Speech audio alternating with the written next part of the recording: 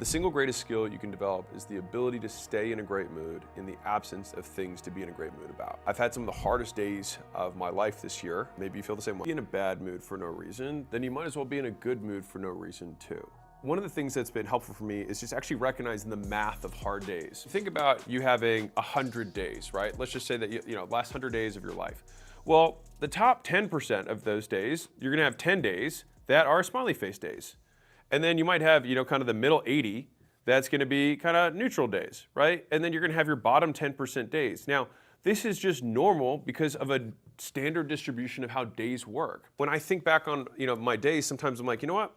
Maybe today is just a bottom 10% day. And if I didn't have this bottom 10% day, then I wouldn't be able to recognize the difference between these days and the top 10% days. And so in order for me to want to have top 10% days, I by definition must also have bottom 10% days. I think the most important skill that you can have is being able to reframe reality. And I say this because I had a very good friend of mine this year say something to me, and it was really powerful, and it's been top of mind since he said it. He said, "You're Alex Hormozy. You can get away with whatever you want as long as you frame it right." And I really thought a lot about that, and I've brought that perspective to a lot of the conversations, a lot of the difficult things I've had to go through this year. It reminds me of a quote from Viktor Frankl, who wrote the book A Man's Search for Meaning, which he wrote while he was in the concentration camps during the Holocaust and he survived, or he wrote about that time period. And one of the things that he said is, "He who has a why to live for can bear almost any how." If you think about that, the why is the reframe for dealing with the how. How can I frame this difficult thing, this thing that I'm about to go through, or that I just went through? How can I reframe that? In what world would this be an amazing thing? In what world where when I tell this story 40, 50 years from now, would I be like, this is a pivot point for me. I had to have this origin story in order to get to where I wanted to go or to become the type of person I wanted to be. These have been some of the mental reframes that I've used on some of the harder days that I've had. So this year I had a gigantic bill come out of nowhere. So it was a multi-8-figure bill that was required to get paid in 72 hours in cash. I, thankfully had that available to me, but I had obviously different plans for that money than dealing with this gigantic bill that I had to all of a sudden pay within 72 hours. Basically the moment between when I got the news to me paying it to then kind of reflecting back, because it almost felt so fast where it was like, I've got all these plans, and then boom, this happens, and then 72 hours later, it's like, wow, okay, what am I gonna do? What am I gonna do kind of moving forward from this? And there's this great quote by Marcus Aurelius, which is, "What are you so afraid of losing when nothing in this world belongs to you?" And I really thought a lot about that, which it's like, I can't take it with me in the end. And so being sad about losing something that was never really mine anyways, like I'm gonna have to push all my chips to the middle of the board when the game's over. I'm gonna have to cash my chips in, somebody else, other people are gonna distribute my chips when I die. And so it's like, I'm really just a steward of these chips. I'm just renting these chips for a minute. To be upset and to ruin the one thing that that is finite, which is the present moment, for something that actually doesn't affect how I live. So this is the second piece. This is actually kind of a utilitarian perspective that really helped me. By losing that money, I asked myself, what does this change about what I do? What does this change about my life? It doesn't change the food I eat. It doesn't change where I live. It doesn't change where I work. It doesn't change what I do. It actually changes nothing. All it changed was just like, in my mind, I had an expectation of the future that changed. That was it. And I said, okay, because of this thing that existed in my mind, I am choosing to punish myself for not having seen this or not paying attention or whatever number of reasons I could blame myself for. But at the end of the day, I was like, okay, so you just get to pick how long you want to beat yourself up for. I was like, well, what am I so afraid of losing if nothing in this world belongs to me? This wasn't mine to begin with. And so that really kind of helped me quell that kind of negative thought pattern pretty quickly. So to put a little comedic spin on this, Mark Twain, which has some of the best quotes like ever, by the way, he said, "I've lived through many terrible tragedies. Only some of them actually happened." And so it's like, most of us suffer almost exclusively in our minds. I found it helpful when I'm in a bad season, like I am right now. To be fair, I don't try to like put big labels on things, but I guess I'm just giving myself a little bit of grace. But to just focus on having a good day. And so it's like, okay, even though this is a bad season, I'm gonna have a good day in a bad season. It's kind of like a bite-sized victory. And if I start stringing enough of those good days in a row, I'm gonna turn a bad season back into a good season. And it makes it feel a little less bad, because I feel like I'm making progress. I heard this bit by Bill Ackman, who was like getting sued. He was going through divorce. He just lost $4 billion in Perishing Square for his capital. So he was like, honestly, all of this happened at the same time.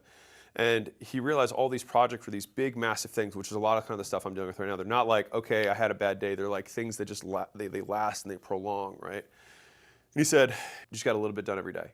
That's it. He's like, you just got to make a little bit of progress every day. And kind of like compounding and investing, it's like you don't see it in a day or two or a week or two. It's like, but you look back at 30 days, you're like, all right, I moved the ball a little bit. You look back on 90, you're like, all right, I made some progress. And it's just like, if you have big goals, you're also going to have equally large obstacles. And so you can't assume that, oh, my big goals are going to take many, many years and that the obstacles that I have to maneuver around are going to happen overnight.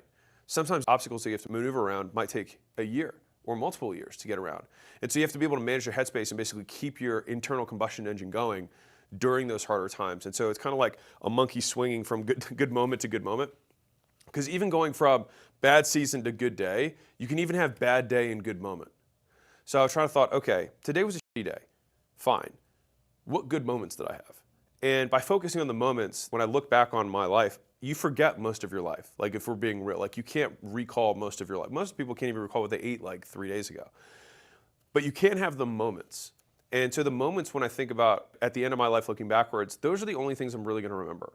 I just want to make sure that I take those down. Feels like a bad season now. I can try and forget most of the bad stuff and just try and remember the good moments. In retrospect, I can have rose-colored glasses when it comes to this season. How do you have a good day? And I think this is different for everyone, but I'll tell you what my little formula is for having a good day. Good day formula. For me, there's only 3 things. Number 1 is eat with people I like. Simple enough. Number 2, lift with people I like. And the 3rd is write something. If I do those 3 things, I had a pretty good day. Like I look back and I'm like, I earned my shower today. I feel good about this. Maybe for you, your 3 things are going to be entirely different. Now, I'll give you a little wrinkle on something that's been really valuable for me, like absurdly valuable. The thing that I noticed that made these 2 things significantly better, and really all 3 of these things, is not being in a rush. If I have to lift and it's like I only have 60 minutes to lift, I don't like that. Some people are fine with it. Some people are like, well, this is how my life has to be. That's fine. I have come to a point in my life where I was like, I have a lot of money and I have the ability to not work anymore. And there are not a huge amount of things that bring me big joy. If these are the few things that bring me joy, which is eating without a clock with people I like, lifting without a clock with people I like, and writing something for as long as I feel like, then I should organize my day so that I don't have as like many, many hard stops. So that if I want to lift in the morning, I don't have something at 9. And if I do have something at 9, it's something that's movable. Right? Like if I have to, make this video, it could be at 9, but the team knows if I show up at 9:30 or 9:45 because I lifted longer, that's fine. It's all good. It has taken my good day formula and made it like my super good day formula. And so sometimes it's like, what are the tiny nuances that actually make something different between good and great? I thought about it was like the days that I had these 3 things happen, and then I had better days that had those 3 things happen. I was like, what was the difference? And the difference was that I didn't have to be somewhere else. And in trying not to have a rush, it means I have to give something else up. Then the question is the thing that I'm giving up worth having a better day? For me, I was like, yes, I'm willing to give up some money or some upside in order to have consistently better days. And that's a trade I'm willing to make at this point in my career.